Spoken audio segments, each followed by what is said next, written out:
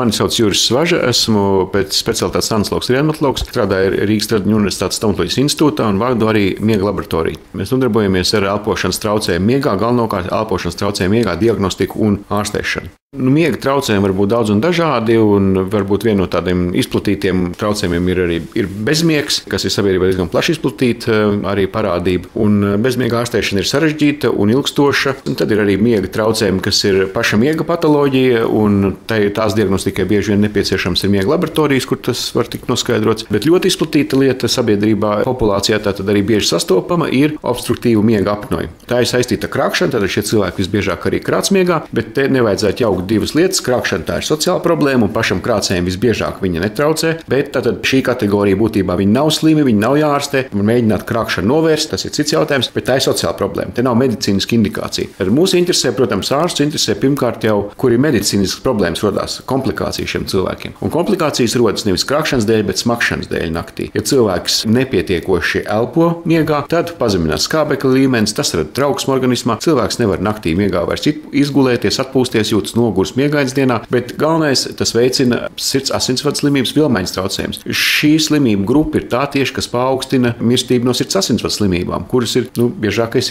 nāves iemesls Latvijā, ne tikai Latvijā, arī daudzās citās pasaules valstīs. Ārstējot, saulaicīgi diagnosticējot un novēršot šos elpošanas traucējumus, mēs cilvēkus pasargājam no daudz nopietnākām komplikācijām nākotnē. Tātad viņam ir iespējams paaugstināt dzīves kvalitāti, viņš nav vairs miegainas noguris, reizēm miegainība nogurums jau ievērojami traucē, darba spējas reāli ietekmē. Un arī novēršam, tādas komplikācijas nākotnē. Ja? Cilvēki pie miega apnojas cieši no hipertenzijas, paaugstināt asinsspiediena, ritmu traucējumiem, tad attīstās agrīna ateroskleroze, koronārā sirds slimība, sirds mazspēja. Mēs novēršam to smakšanu, līdz ar to atvieglojam, ievērojam šiem cilvēkiem vispār jau stāvokli slodzi mazinam.